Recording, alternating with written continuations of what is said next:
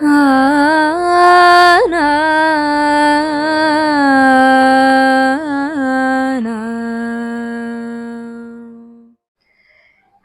Guruvayur devotees ഓൺലൈൻ്റെ വൈശാഖ മാസ special എപ്പിസോഡിലേക്ക് എല്ലാവർക്കും ഒരിക്കൽ കൂടി സ്വാഗതം.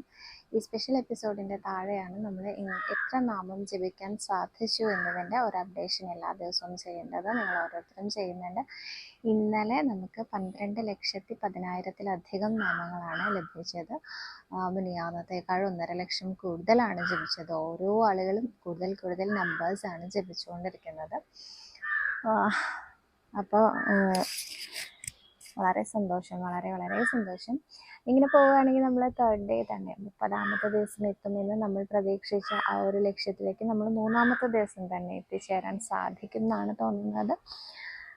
അങ്ങനെ സാധിപ്പിച്ച് തരട്ടെ ശ്രീ ഗുരുവായൂരപ്പൻ.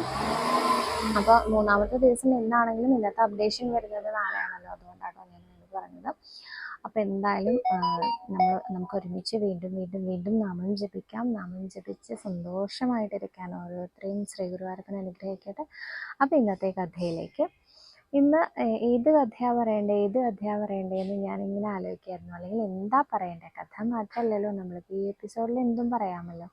എന്താ ഇന്ന് ശ്രീ ഗുരുവായൂരപ്പനെ കുറിച്ച് പറയേണ്ടത് എന്നിങ്ങനെ ആലോചിച്ചുകൊണ്ടിരിക്കുമ്പോൾ വിഷ്ണുവാണ് പറഞ്ഞത്, ഭഗവാന്റെ അവതാരം മുതൽ പറയൂ. ആദ്യം അവതാരമല്ലേ പറയേണ്ടത്, അപ്പോൾ അവതാരം പറയൂ എന്ന് പറഞ്ഞു കേട്ടോ.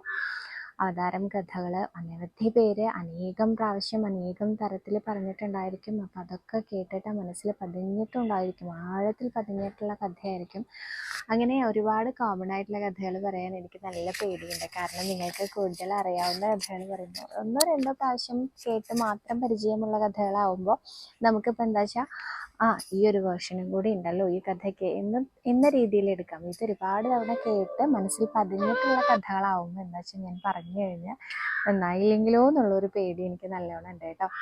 എന്തായാലും ഇന്ന് നന്നായിട്ടില്ലെങ്കിലും ക്ഷമയോടുകൂടി കേൾക്കണം. അവതാരം കഥയാണ്. ഗുരുവായൂരപ്പൻ്റെ അവതാരം കഥ നമ്മൾക്ക് ആചാര്യനനുസരിച്ച് കേൾക്കാറുള്ളത് ദേവകി ദേവിയുടെ ആ ഒരു വിവാഹം തുടങ്ങിയിട്ടാണ് കേട്ടോ.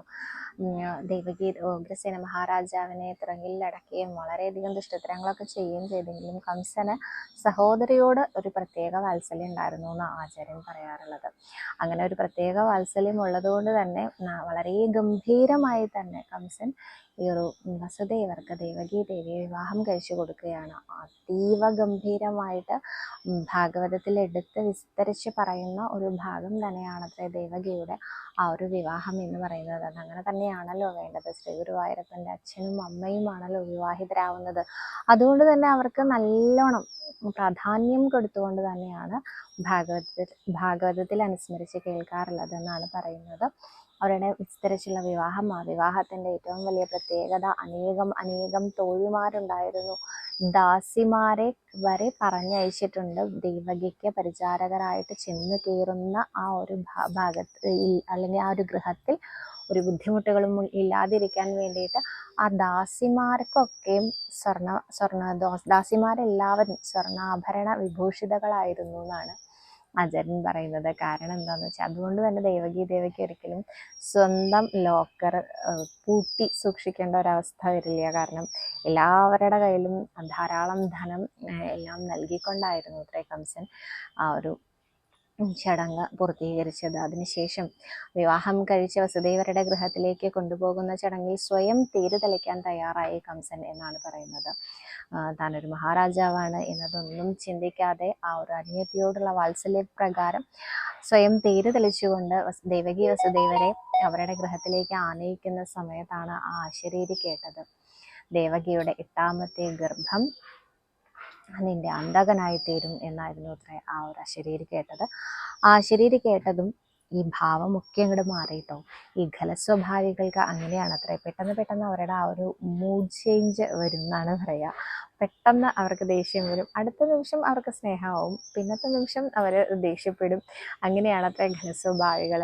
അപ്പോൾ അതുപോലൊരു ഖലസ്വഭാവിയായിരുന്നു ഈ കംസൻ എന്ന് വേണം മനസ്സിലാക്കാനായിട്ട്. അപ്പോൾ പെട്ടെന്ന് ദേഷ്യം വന്നു. അതുവരെയുള്ള വാത്സല്യമൊക്കെ എവിടേക്കോ പോയി മറഞ്ഞിട്ട് ആ ഒരു അരയിലുണ്ടായിരുന്ന വാളെടുത്ത് ദേവകിയുടെ മുടിക്ക് കുത്തിപ്പിടിച്ച് വീശാൻ തുടങ്ങിയപ്പോഴാണ് വസുദേവർ പറഞ്ഞത്. അദ്ദേഹം പറഞ്ഞു, അരുതേ അങ്ങനെ ചെയ്യരുത്, അങ്ങയുടെ അനിയത്തിയാണ്, അങ്ങേ ഒരു ധീരനായ യോദ്ധാവല്ലേ, അങ്ങേക്ക് ഇത് ചേരുന്നതല്ല, സ്ത്രീകളോടല്ല പരാക്രമം കാണിക്കേണ്ടത്. അങ്ങനെ അനേകം പറഞ്ഞ് അദ്ദേഹം കംസനെ പിന്തിരിപ്പിക്കാൻ ശ്രമിച്ചിട്ടും കംസൻ പിന്തിരിയുന്നില്ല എന്ന് കണ്ടതും പെട്ടെന്നാണ് ഇദ്ദേഹത്തിന് നമ്മുടെ ഗുരുവായൂരപ്പനെ വിളിക്കാൻ തോന്നിയതെന്ന്. നമ്മുടെ ഗുരുവായൂരപ്പനെയാണ് അദ്ദേഹം വിളിച്ചത് എന്നുള്ളതിന് എന്താ തെളിവ് എന്ന് ചോദിച്ചാൽ, ദേവകി വസുദേവരെ വെച്ച് ആരാധിച്ചിരുന്ന അതേ വിഗ്രഹമാണ് ഇന്ന് നമുക്ക് ഗുരുവായൂരപ്പനായിട്ട് അനുഗ്രഹദായകനായിട്ട് നിൽക്കുന്നത്. അപ്പം നമ്മുടെ അതേ ഗുരുവായൂരപ്പനെ തന്നെയാണ് അന്ന് വസുദേവരെ മനസ്സിൽ വിചാരിച്ചതും. അങ്ങനെ ഭഗവാൻ തോന്നിപ്പിച്ചതായിട്ടുള്ള ഒരു സൊല്യൂഷനാണ് അദ്ദേഹം അപ്പം അവിടെ പറഞ്ഞത് എന്നാണ് പറയുന്നത്. അദ്ദേഹം പറഞ്ഞിട്ടേ, ഈ ദേവകി അങ്ങേ വധിക്കും എന്നല്ല പറഞ്ഞത്, ഞാൻ അങ്ങേ വധിക്കുന്നു അല്ല പറഞ്ഞത്, ദേവകിയുടെ 8ാമത്തെ ഗർഭം ആ ഗർഭശിശു വധിക്കും എന്നാണല്ലോ പറഞ്ഞത്. ദേവകിക്ക് ഉണ്ടാവുന്ന എല്ലാ കുഞ്ഞുങ്ങളെയും അങ്ങേ ഏൽപ്പിച്ചേക്കാം, എന്നാലെങ്കിലും ഇവളെ വിടൂ എന്ന് പറഞ്ഞത്രേ.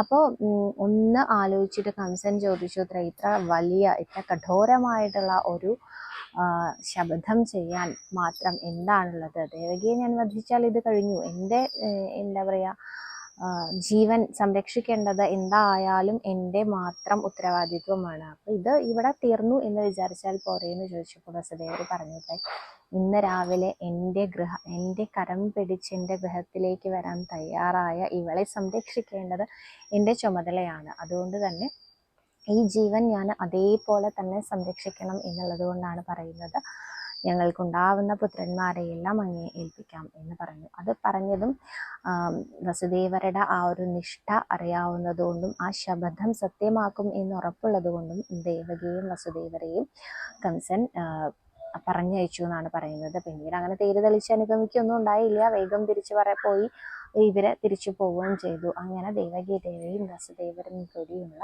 വിവാഹത്തിൽ ആദ്യ സന്താനം അവർക്ക് ഉണ്ടാവുകയും ചെയ്തു. ആദ്യത്തെ സന്താനം ഉണ്ടായ ഉടനെ വാക്ക് പാലിക്കണമല്ലോ എന്ന് കരുതിയിട്ട് ഈ കുഞ്ഞിനെയും എടുത്തുകൊണ്ട് കംസനെ കാണാനായിട്ട് വസുദേവർ പോവുകയാണ്.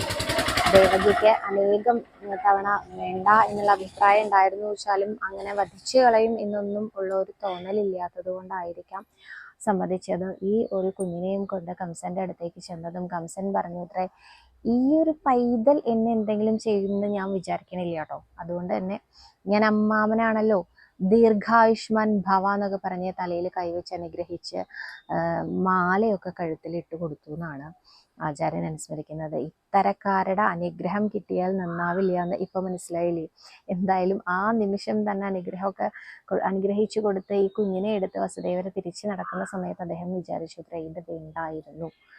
ഈ കുഞ്ഞിനോട് അദ്ദേഹത്തിന് എന്താണ് ചെയ്യാൻ തോന്നുന്നത് വെച്ചാൽ അത് ഇപ്പോൾ ചെയ്താൽ മതി. കാരണം ഇവൻ വളർന്ന് വലുതായി അച്ഛ അമ്മേ എന്ന് വിളിക്കാൻ തുടങ്ങുമ്പോഴേക്കും ഞങ്ങൾക്ക് അതിയായ വാത്സല്യം ഇവനോട് തോന്നിയതിന് ശേഷം ഇവനെ എന്തെങ്കിലും ചെയ്യാൻ അദ്ദേഹം ഉദ്ദേശിച്ചാൽ അതെനിക്ക് താങ്ങാൻ സാധിക്കില്ല. അതുകൊണ്ട് തന്നെ ഖലസ്വഭാവിയായ അദ്ദേഹം ഏത് നിമിഷമാണ് മാറുകയെന്നും പറയാൻ പറ്റില്ല. എന്തായാലും ഇത് നന്നായില്ല എന്നുള്ളൊരു തോന്നല് വസുദേവർക്ക് നന്നായിട്ടുണ്ടായിരുന്നു. അദ്ദേഹം ആ കുഞ്ഞിനെയും കൊണ്ട് തിരിച്ചു നടക്കുന്ന സമയത്താണ് നാരദ മഹർഷി ഗോലോകത്തേക്ക് പോകാനിടയായത്. നാരദ മഹർഷിക്ക് നല്ല വിഷമമായി ഇത്രേ. അതെന്താ കാരണം എന്ന് വെച്ചാൽ, ഭൂമിയിലെ ഭാരം തീർക്കാനായിട്ട് ഒരു പശുവിന്റെ രൂപം ധരിച്ച് ബ്രഹ്മാവിനോട് പറഞ്ഞു അത്രേ, അനേകായിരം ദുഷ്ടജനങ്ങളുണ്ട് ഇവിടെ, അതുകൊണ്ട് ഭൂമിക്ക് ഭാരം താങ്ങാൻ സഹിക്കാൻ പറ്റുന്നില്ല, അപ്പൊ എങ്ങനെയെങ്കിലും രക്ഷിക്കണം എന്ന് പറഞ്ഞപ്പോൾ ബ്രഹ്മാവ് പറഞ്ഞു അത്രേ, നമുക്ക് മഹാദേവനെ സമീപിക്കാം. മഹാദേവനെ സമീപിച്ചപ്പോൾ മഹാദേവൻ പറഞ്ഞു അത്രേ, നമ്മൾക്ക് മഹാവിഷ്ണുവിനെ സമീപിക്കാം എന്ന്. അങ്ങനെ ബ്രഹ്മദേവനും ഭൂമിദേവിയും അതുപോലെ തന്നെ മഹാദേവനും കൂടി മഹാവിഷ്ണുവിനെ സമീപിച്ച സമയത്ത് മഹാവിഷ്ണു പറഞ്ഞു അത്രേ, ഇതേ ഞാനല്ല നല്ലത്, ഇതിന് ഗോലോകേശ്വരത്തെ കൃഷ്ണനാണ് നല്ലത് എന്നാണ് അത്രേ പറഞ്ഞത്. ഗോലോകേശ്വരത്തെ കൃഷ്ണനോ, ഇനിയിപ്പോൾ അദ്ദേഹത്തിനെ എങ്ങനെയാ പോയി കാണേണ്ടതെന്ന് ചോദിച്ചപ്പോൾ അദ്ദേഹത്തിനെ പോയി കാണുകയൊന്നും വേണ്ട, അദ്ദേഹത്തിനെ നമുക്ക് ഇവിടെ നിന്ന് കോണ്ടാക്ട് ചെയ്യാം എന്നാണ് അത്രേ അദ്ദേഹം പറഞ്ഞത്. അപ്പോൾ ഇന്നത്തെ ആളുകൾക്ക് മനസ്സിലാക്കാൻ വേണ്ടി ആചാര്യൻ പറയും, നമ്മൾ ഇന്ന് ഫോൺ വിളിക്കുക എന്നുള്ളൊരു സമ്പ്രദായം ഉണ്ടല്ലോ, അതുപോലെയാണെങ്കിൽ ഒന്ന് ആലോചിച്ച് നോക്കൂ, കണ്ണടച്ചൊന്ന് ധ്യാനിച്ചാൽ മതി ഗോലോകേശ്വരനെ, ഗോലോകത്തേക്ക് കണക്ട് ആവും എന്നാണ് പറഞ്ഞത്.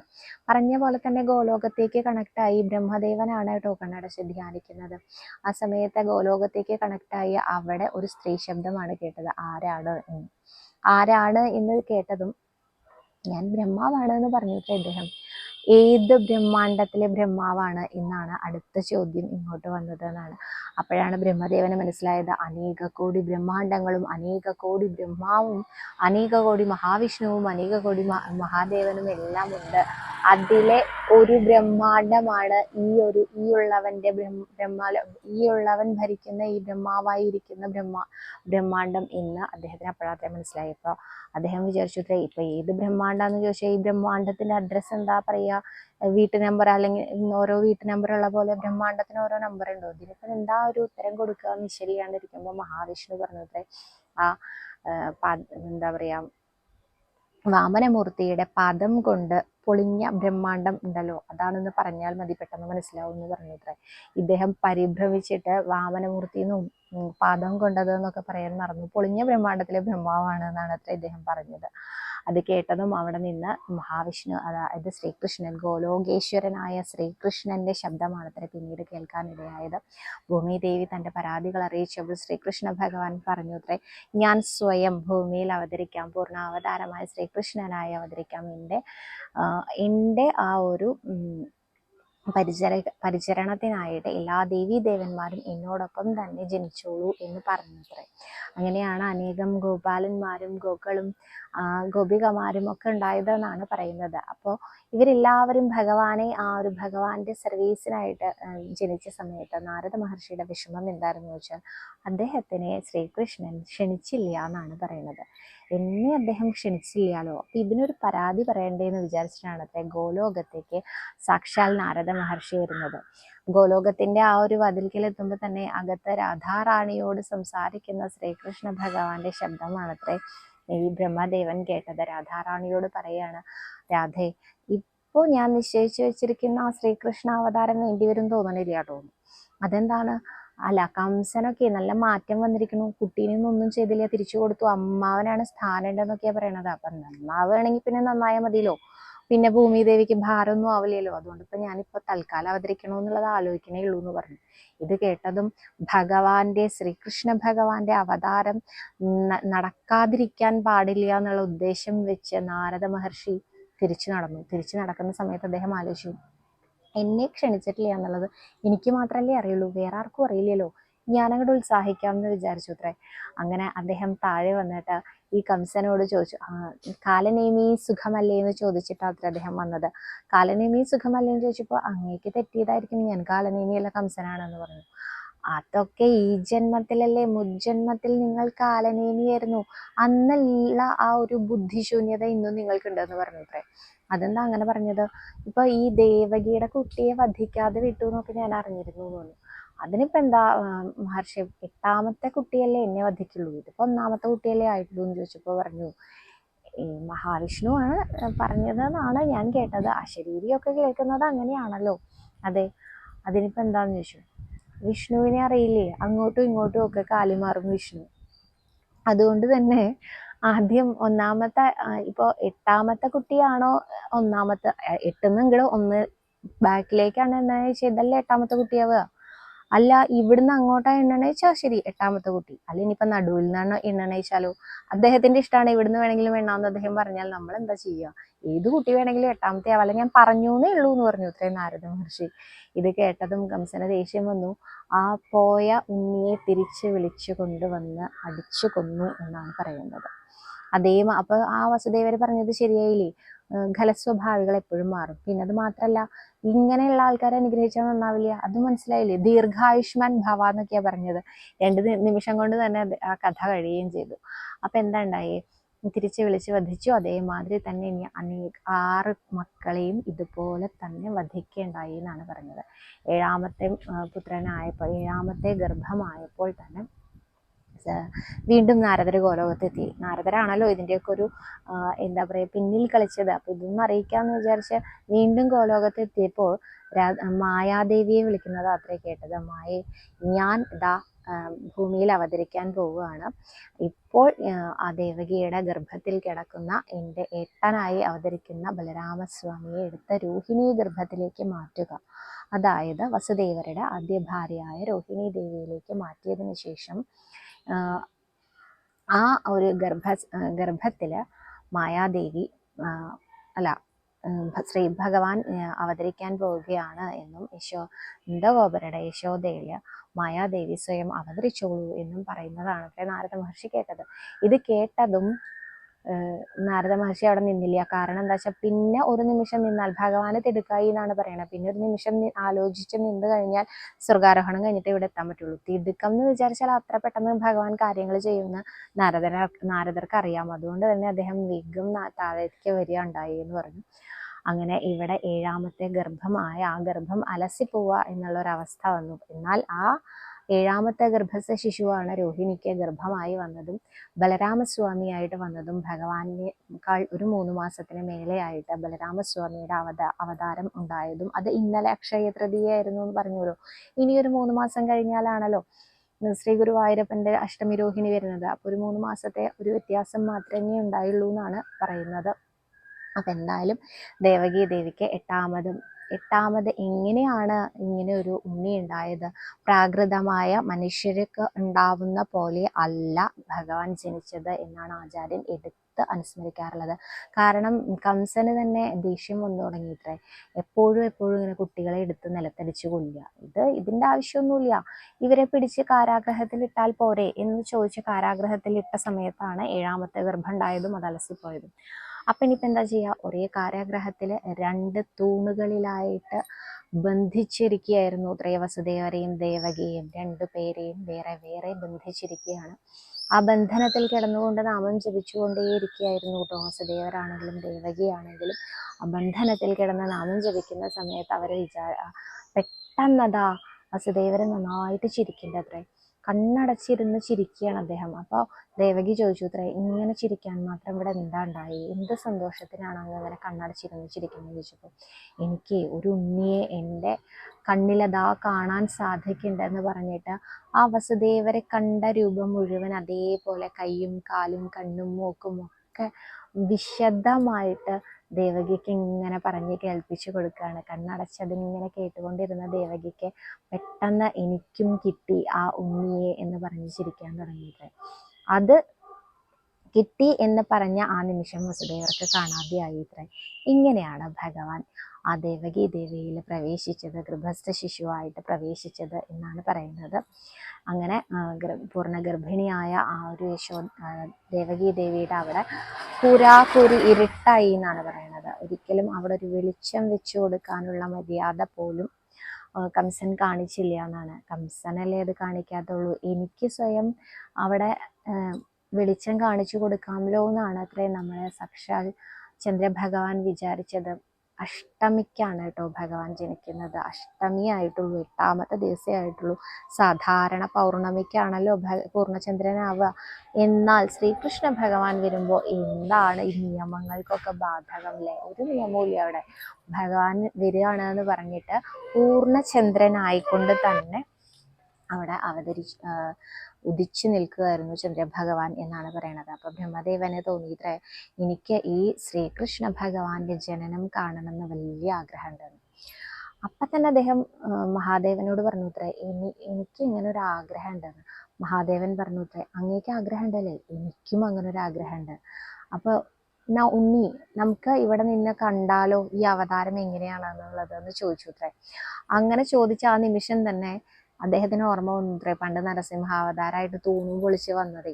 അപ്പൊ ഈ തൂണും പൊളിച്ച് വന്നപ്പോ കിട്ടാ വിറച്ചിട്ടുണ്ടത്രേ ബ്രഹ്മദേവൻ. കണ്ടിട്ട് ആ ഭീകരമായ രൂപം കണ്ടിട്ട് പേടി തോന്നിയിട്ടുണ്ടത്രേ അദ്ദേഹത്തിന്. അപ്പൊ അദ്ദേഹത്തിന് ഇപ്പോഴും കുറേശ്ശെ പേടി തോന്നാൻ തുടങ്ങി. അല്ലെങ്കിൽ ഇപ്പൊ ഞാനിവിടെ നിന്നിട്ട് ഈ ഒരു നരസിംഹത്തിനേക്കാളും വലിയ ഉഗ്രമൂർത്തിയായിട്ടാണ് ഇങ്ങോട്ട് വരുന്നത്, കണ്ട് പേടിക്കാൻ വയ്യ. അപ്പൊ ഇനി പേടിയാണെന്ന് പറഞ്ഞാൽ വയ്യല്ലോ, ബ്രഹ്മാവിന് പേടിയാന്ന് പറഞ്ഞാൽ അത് മോശമായില്ലേ? അപ്പൊ എന്താ ചെയ്യാ? അപ്പൊ മഹാദേവനോട് പറഞ്ഞു അത്രേ, ഉണ്ണി വേണം വെച്ചാലേ എന്നെ ഒന്ന് ചാരി ചേർന്നിരുന്നോളൂ, കാരണം ഞാൻ ഇവിടെ ഈ രോഹിണി നക്ഷത്രത്തില് ഇരിക്കുകയാണ് ഈ ഒരു അവതാരം കാണാൻ. അങ്ങയുടെ അഷ്ടമി തിഥിയിലേക്ക് പ്രവേശിച്ചോളൂ എന്ന് പറഞ്ഞു അത്രേ. അങ്ങനെ അവര് 2 പേരും അഷ്ടമി പ്രധാനമാണല്ലോ മഹാദേവന്. വൈക്കത്തെ അഷ്ടമിയെ കുറിച്ചൊക്കെ നമ്മൾ കേട്ടിട്ടുണ്ടല്ലോ. ആ തിഥിയിലേക്ക് മഹാദേവനും പ്രവേശിച്ചു, രോഹിണി നക്ഷത്രത്തിലേക്ക് ബ്രഹ്മദേവനും പ്രവേശിച്ചു. അവരെല്ലാവരെയും സാക്ഷിയാക്കിക്കൊണ്ടാണ് അത്രേ ശ്രീകൃഷ്ണ ഭഗവാന്റെ ജനനം. അർദ്ധരാത്രിക്കാണ് ഭഗവാന്റെ ജനനം. ആ സമയത്ത് സജ്ജനങ്ങളായിട്ടുള്ള ആളുകളുടെ മുഴുവനും ആ എന്താ പറയുക, ഉറക്കമെല്ലാം പോയി. അവർക്ക് ഇങ്ങനെ സന്തോഷാധിക്യം വരികയാണ്. അവർ ആനന്ദാശ്രുക്കളിൽ മുഴുകുകയാണ്. അവർക്ക് നാമം ജപിക്കാൻ തോന്നുകയാണ്, സൽക്കർമ്മങ്ങൾ ചെയ്യാൻ തോന്നുകയാണ്.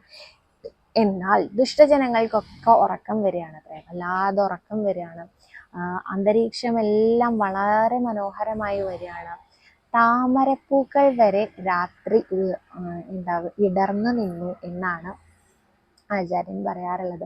ശരിക്കും സൂര്യനും താമരയും ഒന്നു ചേർന്നാണ് വരാറ് എന്നാണല്ലോ നമ്മൾ കേട്ടിരിക്കുന്നത്. സൂര്യഭഗവാന്റെ ആ ഒരു കിരണങ്ങളേറ്റാലാണ് താമരപ്പൂ എപ്പോഴും വിടരാറ് എന്നാണ് നമ്മൾ കേട്ടിരിക്കുന്നത്.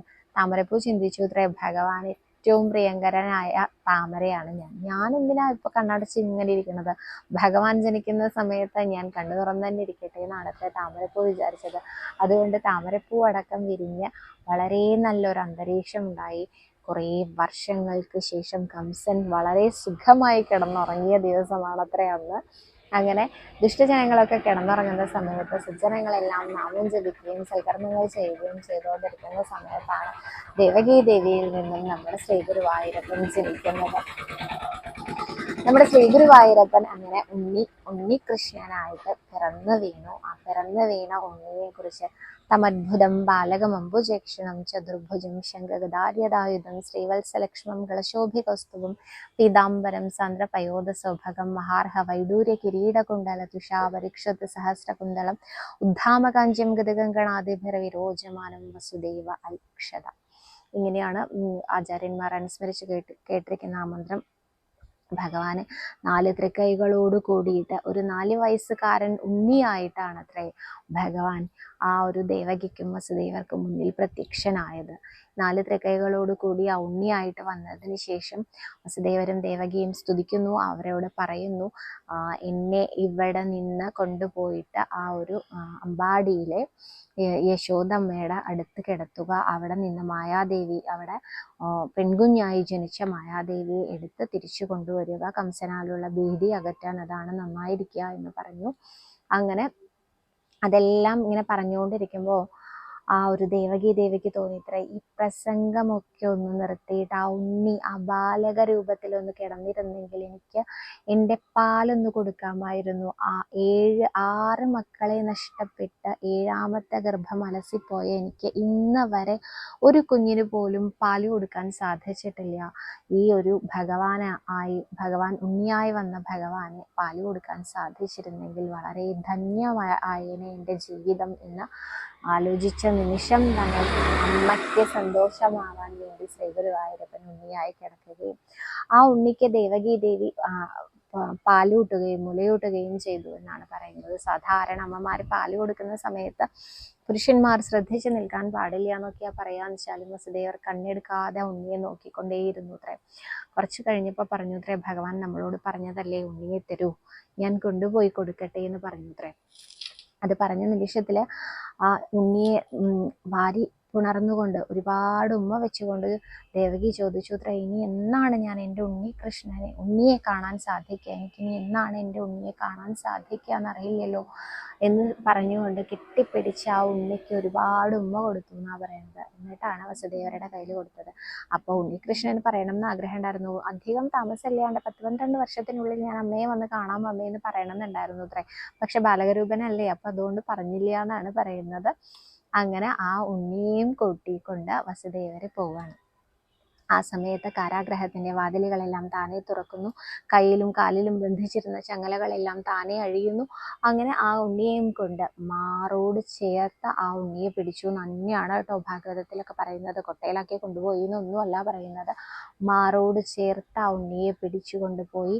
അതിഘോര മഴയായിരുന്നു പുറത്ത്. പക്ഷെ അദ്ദേഹം അറിഞ്ഞേയില്ല അത്രേ. എങ്ങനെയാ അദ്ദേഹം അറിയാതിരുന്നതെന്ന് ചോദിച്ചാൽ സാക്ഷാൽ അനന്തൻ വന്ന അദ്ദേഹത്തിന് പിന്നിലായിട്ട് കുടയായിട്ട് നിന്നു എന്നാണ് പറയുന്നത്. ആ കുടയായിട്ട് നിൽക്കുമ്പോൾ 2 ഉദ്ദേശങ്ങളാണ്. ഒന്ന്, മഴ നനയാതിരിക്കണം എന്നുള്ളത്. രണ്ടാമത്, അദ്ദേഹത്തിന്റെ ആ ഒരു ശിരസിലുണ്ടായിരുന്ന മാണിക്യത്തിന്റെ വെളിച്ചത്തില് ആ ഒരു വഴി മുഴുവനും വ്യക്തമായി കാണാൻ സാധിക്കുന്നുണ്ടായിരുന്നു അത്രേ വസുദേവർക്ക്. അങ്ങനെ അവർ യമുനാ നദിയുടെ തീരത്തെത്തുന്ന സമയത്ത്, കാളിന്തി നദിയുടെ തീരത്തെത്തുന്ന സമയത്ത് കാളിന്തി 2ആയി പിളർന്ന് ആ ഒരു പാദം നനയ്ക്കാൻ മാത്രം വെള്ളം ആയി നിന്നു അത്രേ. അങ്ങനെ ആ ഒരു കടത്തൊന്നും കിട്ടില്ലല്ലോ ആ സമയത്ത്. കടത്ത് തോണിയിൽ ഒന്നും ആവശ്യമില്ലാതെ തന്നെ നടന്ന് ആ നദി ക്രോസ് ചെയ്ത് അപ്പുറത്തേക്ക് കടക്കാൻ നന്ദഗോപർക്ക് സാധിച്ചു എന്നാണ് പറയുന്നത്. വസുദേവർക്ക് സാധിച്ചു എന്നാണ് പറയുന്നത്. വസുദേവരുടെ കൂട്ടുകാരൻ കൂടിയായിരുന്നു നന്ദഗോപര്.